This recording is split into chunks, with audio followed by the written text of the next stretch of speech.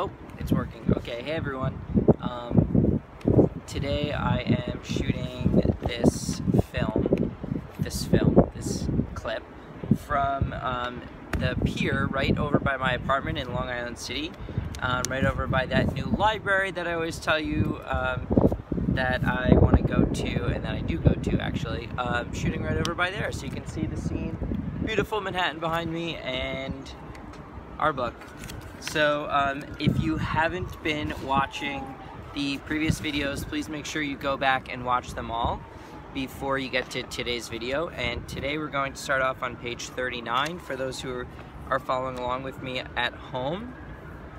We last left off with Keck getting to know his new life a little bit better, getting familiar with his surroundings, and starting to learn about his house and how he is adjusting to his new experience there. So today we're going to finish up the first section, and we will finish at the beginning of part 2, but we won't start part 2 yet. So the next chapter is called TV Machine, and I'm on page 39 for those following along with me. My aunt makes food on the cooking fire. We eat simply, with tastes and smells of my home, and we talk with the words and sounds I know, sweet in my mouth. Also, if it's a little windy, sorry, I have the thing over the mic that makes it not windy, but you might still catch some of the wind.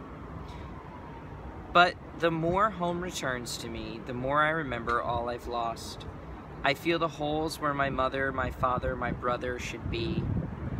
My uncle, my aunt, husband, and their other children, my aunt's husband and their other children too, 2 girls younger than Gonwar. Sometimes it seems to me a hole can be as real and solid as a boulder or a tree.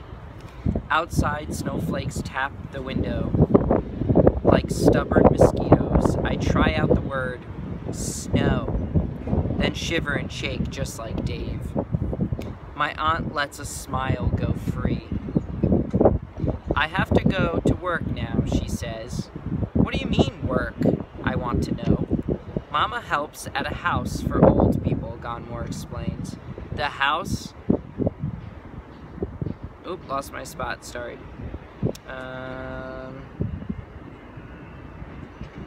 Mama helps at a house for old people, Gonwar explains.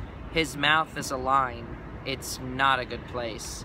It's called a nursing home, says my aunt, and they pay me money so that I can buy things. It takes a lot of money to live here in America.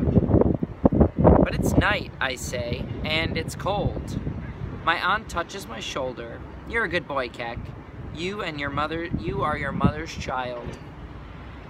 Mama will be glad to see you, I say. I hope she'll get here soon. My aunt looks at me with questions in her eyes. She glances at Gonwar. He looks away. Don't hope too hard, she says in a whispering voice, and then she puts on her coat and leaves. When she's gone, Gonwar and I will watch the TV machine. I'd seen one at the airport and on the flying boat, but this machine has many more stories, more colors, and more people. And mad people. People are dancing and singing and shooting and kissing. So many people, but they still cannot fill the holes in my room. So your stop and jot for right now, it's on page 42, so you can write page 42, stop and jot. The question is, the narrator's description of the TV box shows what about how Keck feels? So think about how Keck is feeling, and how he just describes the TV box and the holes in his room not being able to be filled. What does the narrator's description of the TV box tell us about how Keck feels? The next chapter is called Night. I'm on page 43. The pillow, like a mound of grass under my head, is good comfort, and the blanket is warm as afternoon sun, but still, I can't sleep. Gonwar lies without moving, but I know somehow he is not sleeping either. After a while, Gonwar sits up on his elbows. He's just a shadow to my eyes. What's the cloth you're holding, he asks. It's from the camp, I say. It's true enough. I don't want to say the whole truth. Are you glad that you're here, Gonwar? I ask. He breathes in and out, in and out. This is a good land, he says. There's great freedom here, but even when you travel far, the ghosts don't stay behind. They follow you.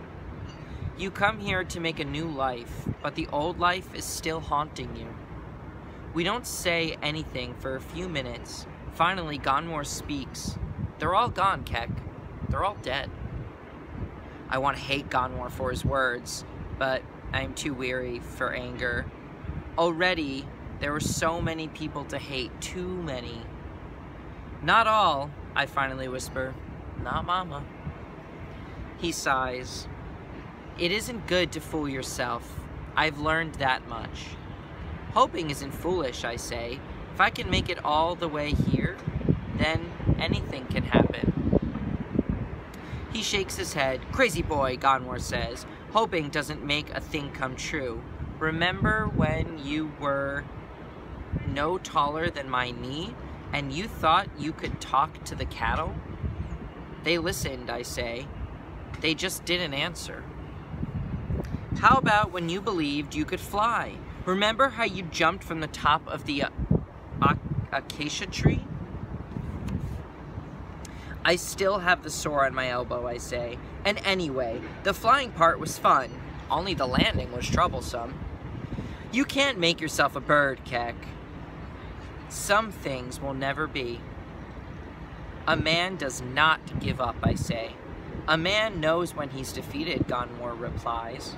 I wipe away a tear with a soft cloth in my hand. I don't answer. I am afraid of what the answer might be. So we're going to have another stop and jot. And now I'm on page 46 if you're writing it. And it says, what do stanzas from page 45 and 46 suggest about Gonwar's character? So think about, don't worry about that word stanza. Stanza is just a piece of a a piece of a poem is a stanza. But think about what we just heard, the conversation between Kek and Gonwar. And what does that tell us about Gonwar? Is he an optimistic person? Is he a pessimistic person? Remember, optimistic, there's construction going on, of course.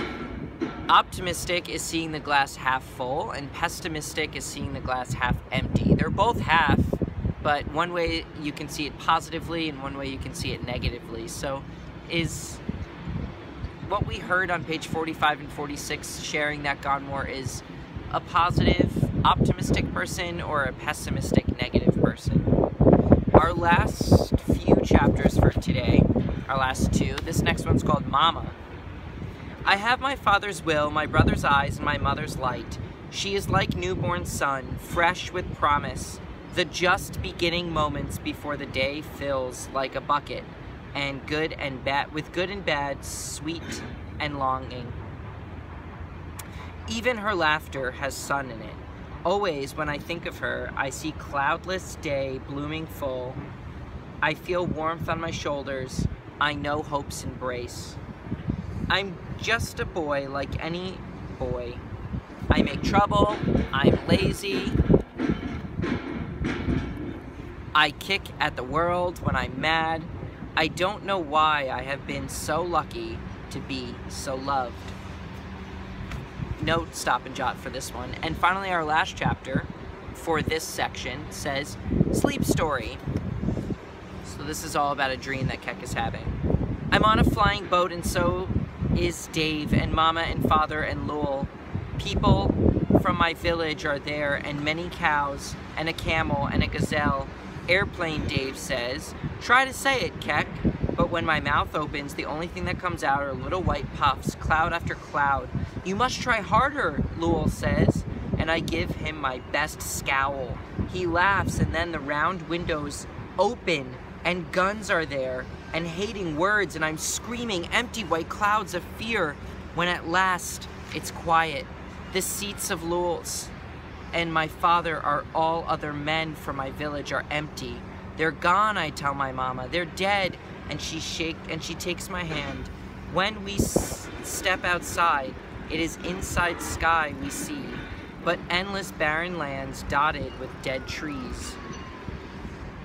Mile after mile, day after day, tier after tier, we travel to a place of tents and women and children. Here in the camp we are safe, she says. The men with guns will not come.